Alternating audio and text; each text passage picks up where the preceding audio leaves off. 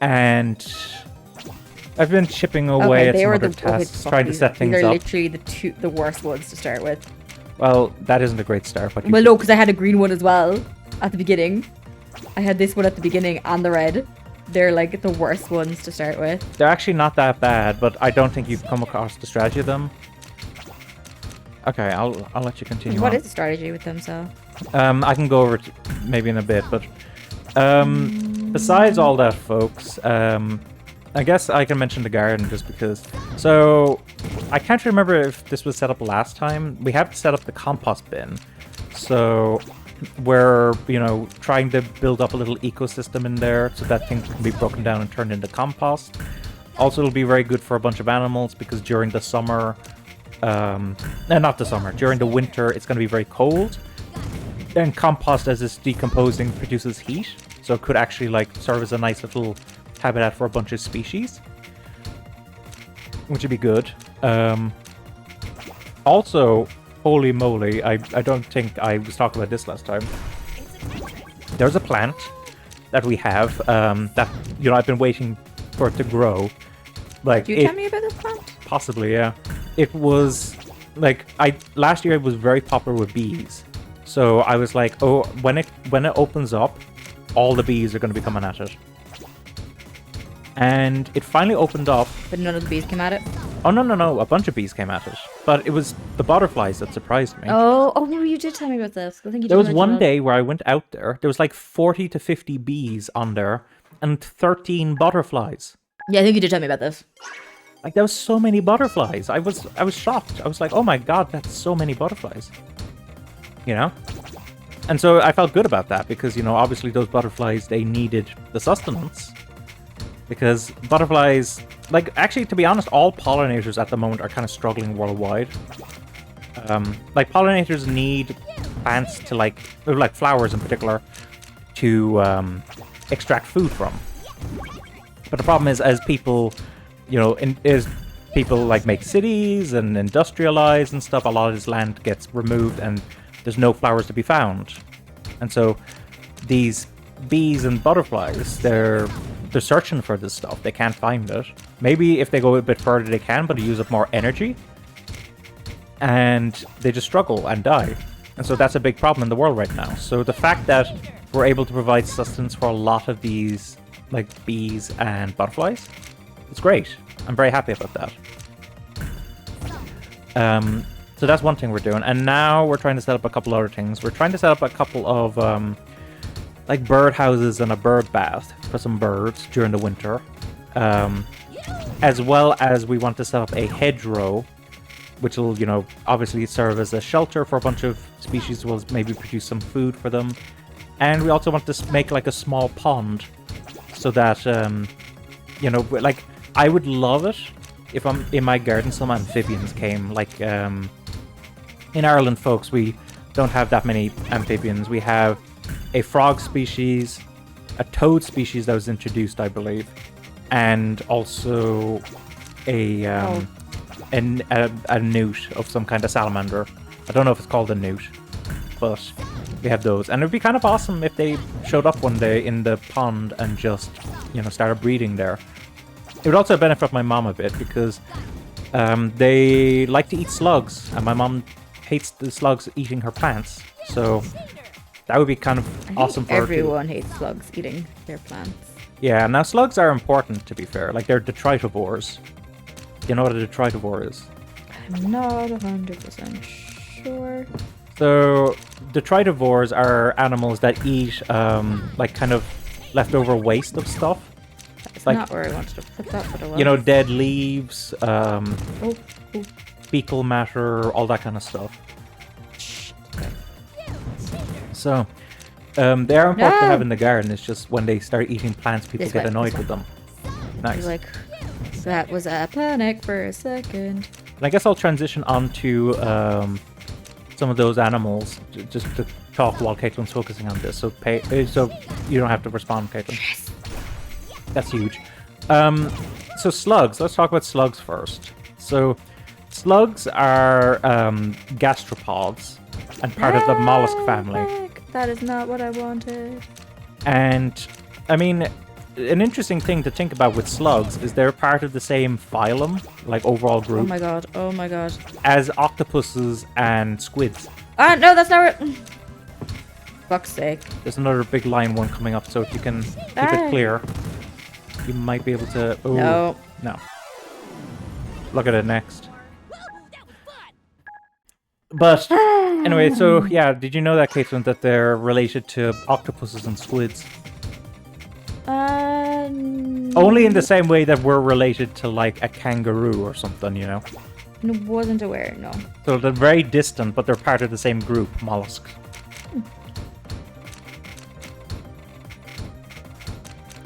And the gastropods are quite interesting because they're the only mollusks that have like actually colonized land. Like all the other mollusks are, you know, sea and fresh water and all that. Yes. Whereas slugs and stuff can exist independent of water. Although they still need to be hydrated, which is why you can kill them with salt because it dries them up. But another interesting thing about them is, did you know, Kathlynn? Okay, I shouldn't say that. Did you know, folks, that they have no genders? Who has no genders, but... Slugs don't have genders. No. I just assumed they did for some reason. They all just are the same thing. So any slug can mate and reproduce with any other slug. That's interesting. And it looks really weird when they're mating as well. They stick out these little, like, long things into each other. Yeah, Owen.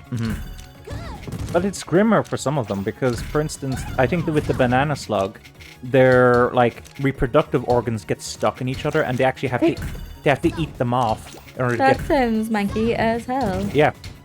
Now they can regrow them. Thank God. But, yeah, slugs are crazy.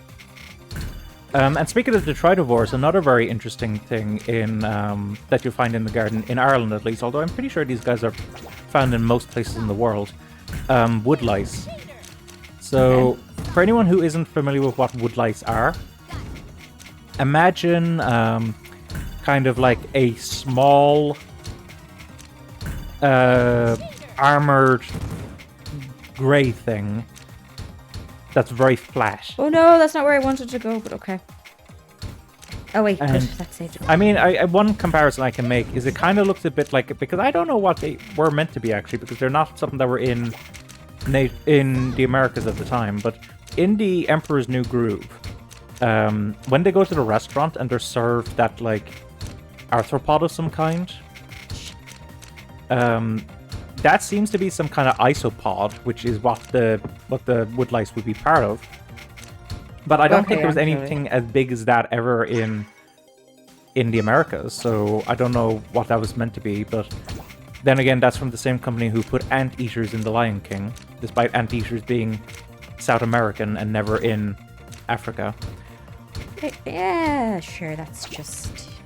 A mistake they made.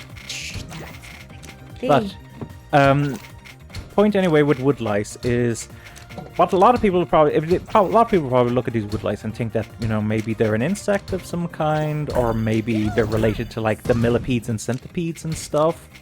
No, they're actually crustaceans, as in they're related to like crabs and lobsters and stuff.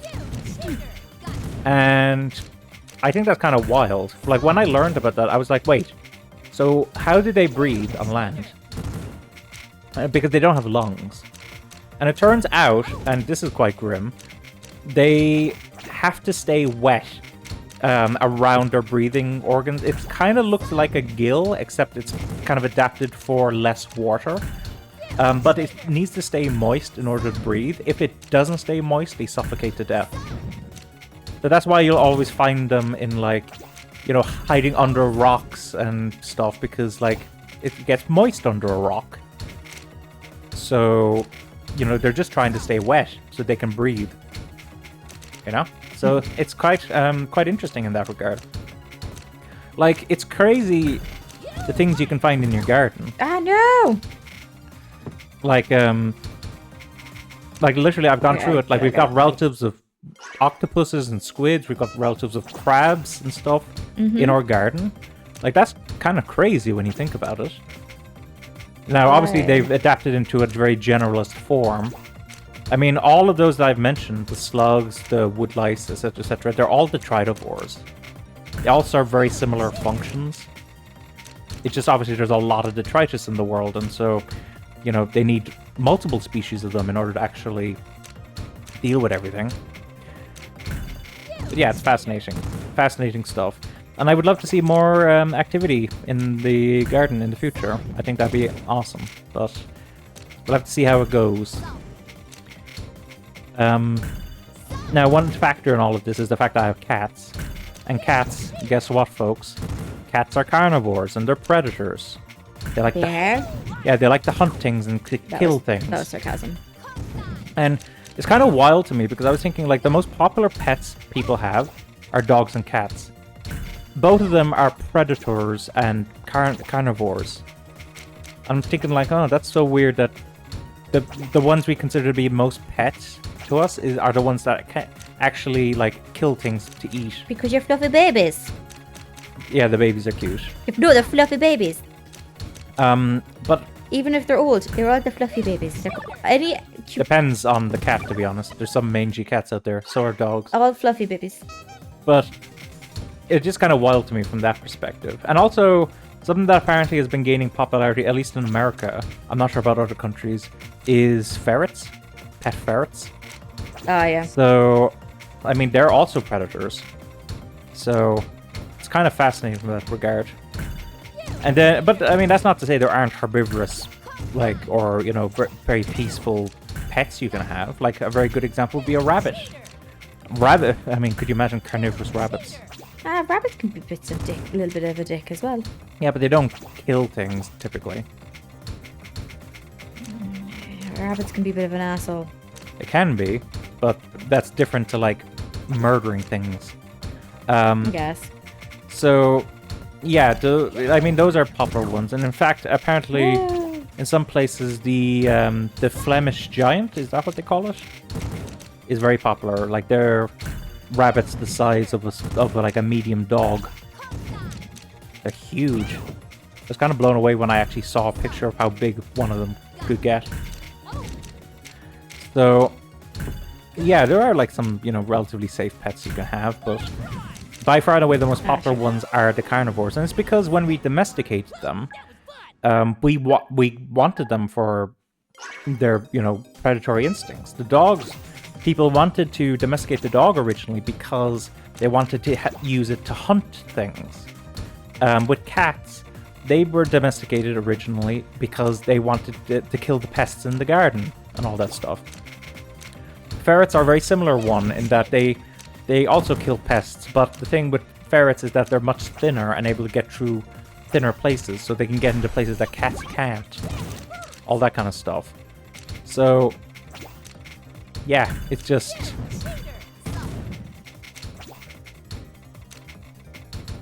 it's just kind of wild, in my personal opinion. Wild, get it, eh? I didn't intend that joke, it just occurred to me.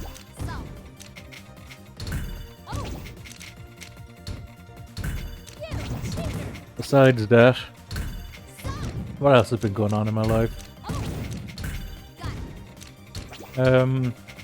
Well, something interesting happened. I'm sure everyone watching this is already well aware of the fact. But a prophecy has been fulfilled, folks. Which prophecy is this?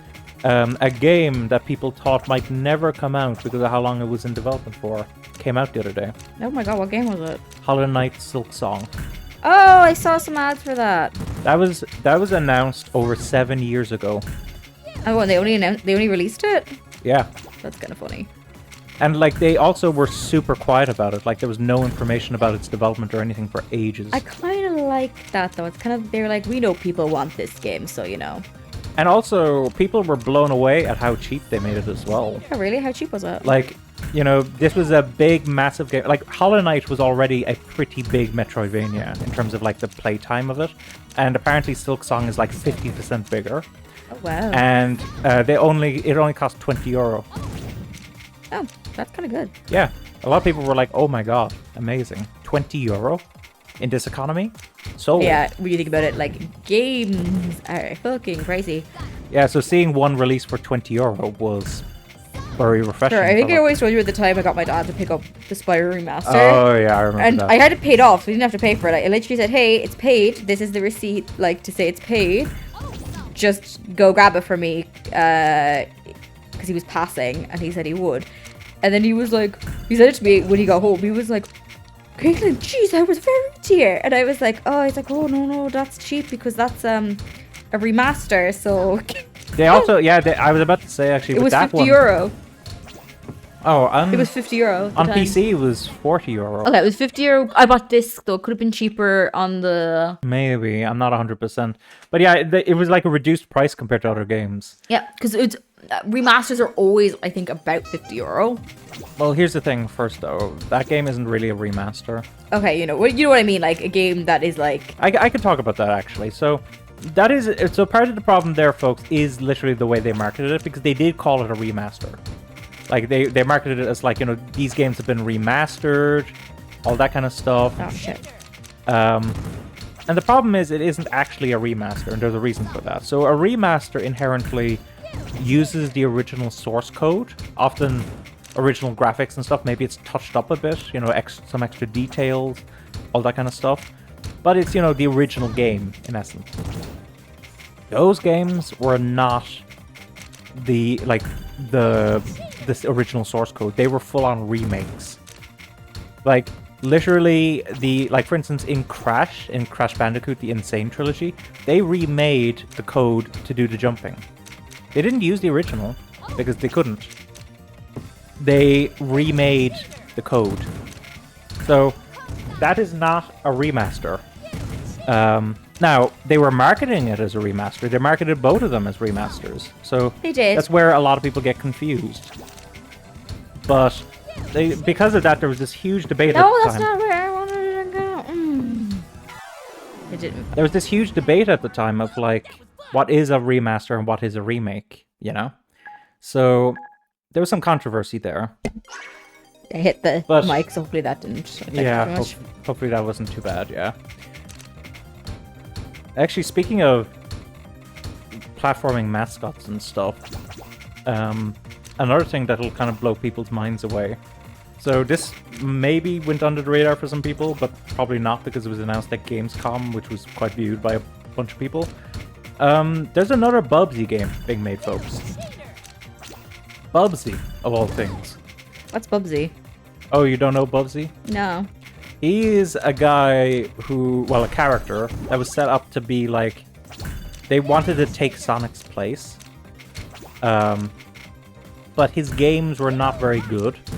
And he was also very annoying as a character. That's kind of funny that the games were in good. But go on. So they released a few of those games. And then they attempted to bring it into 3D. Bubsy 3D. Now, at the time when they were developing it, no one had made a 3D platformer before. So they were like, you know, working on it and chipping away at it. And then sometime before Bubsy 3D was supposed to come out, Super Mario 64 came out. And literally, apparently there's a story of the director of Bubsy 3D looking at Super Mario 64, looking at the way it had implemented 3D platforming, and they went, oh no. Yeah. Because they realized that their game looked and played like crap compared to Super Mario. And they wanted time to like rejig it, but the publishing company was like, no, you spent too much time on it already. It's getting released now. So they released it, and it's considered one of the worst video games of all time. Literally, it is a 3D platformer with tank controls, people. Tank controls in a 3D platformer. The world, a lot of it doesn't have textures at all. It's just weird shapes. Bubsy won't shut up. He will just keep talking in this annoying, high-screeched voice. Who actually, it's worth noting that the person who voiced Bubsy in Bubsy 3D went on to voice Rouge the Bat in the Sonic games. I don't know if she voiced Rouge the Bat in Sonic X. Was X? It was Sonic X. Yeah. The anime, isn't it? Yeah. I don't know if they've used the same voice actors in the video games. I'm actually going to be honest. I actually don't know myself. Yeah, so I hesitate to mention that, but She definitely voiced them. No, in I'm the not, video I'm game. actually, I actually, if I knew the answer, I would answer. Yeah, of course, but of course. I actually generally aren't. I'm not sure. So, that game was a disaster. Well, And yeah. for a long time, there was no more Bubsy. Then I think around 2015, they released this very interesting Bubsy game in that it was technically the most competent. It was kind of okay to play. It was super short though. It was being sold for €30 and you could get most of it done in an hour. And a lot of people were like, that's not good value at all. Particularly, it It depends how cheap it is. It came at €30 No, yeah, then no. for essentially an hour of content. No. Now it'll go up to like maybe 5 or 6 hours if you want 100% everything, but like just to do the No. base game, an hour Yeah, no. basically. And it came out between. Oh, so I remember that Sonic released Sonic Forces at that time, which had its own level of controversy. Mario also apparently released a game around that point as well, so it was in between Sonic and Mario. It wasn't going to look good. And then they released another game after that, which was kind of like an endless runner, but not really. Like, it had elements of platforming, but you were kind of just running along automatically. It was kind of weird. But, they announced at Gamescom Bubsy 4D. And a lot of people were like, why? Why is Bubsy getting another game? Why not? Is my answer. But then, a lot of people looked at the trailer and they were like, why? Why does Bubsy 4D actually look good?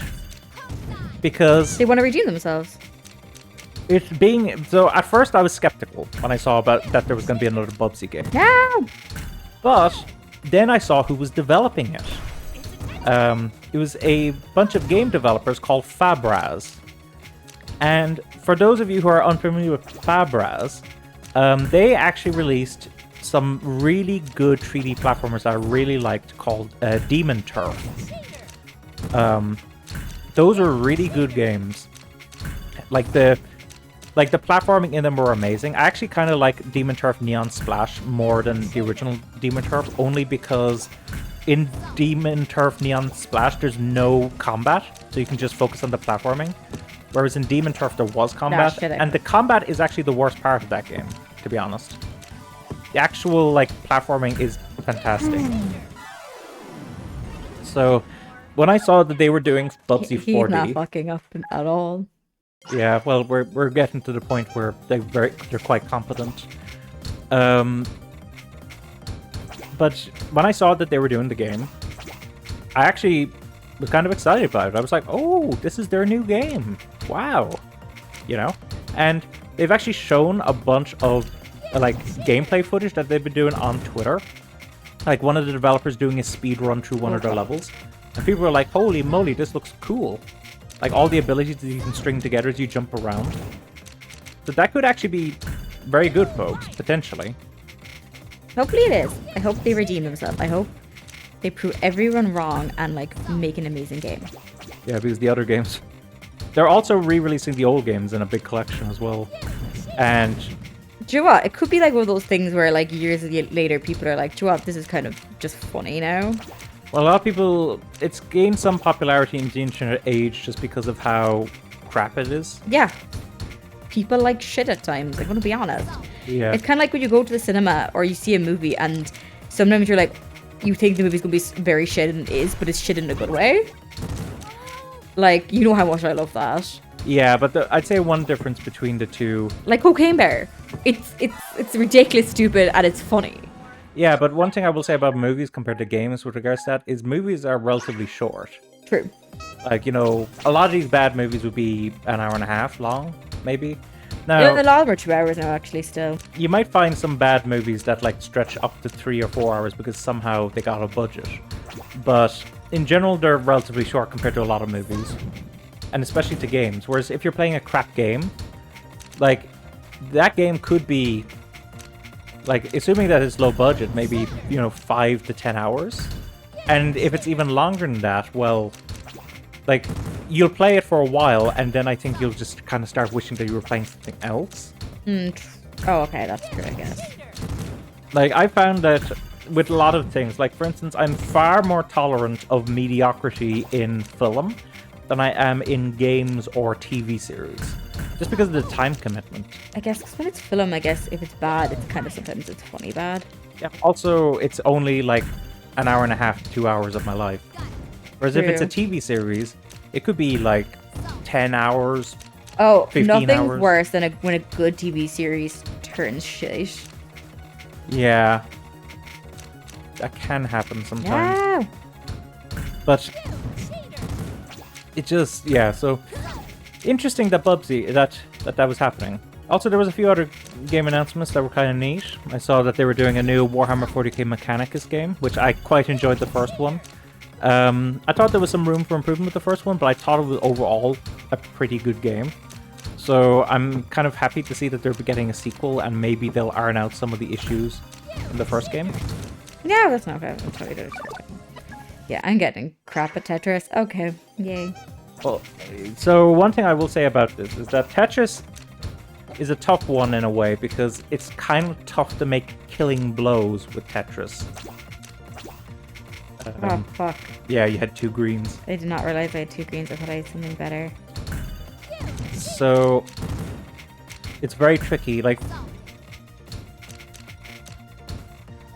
the best way to probably try to break them down besides Tetris's is to get combos, which is where you break a line, then move on, you break a line with the next piece, and you keep going, and you like keep breaking lines without like any gaps in between.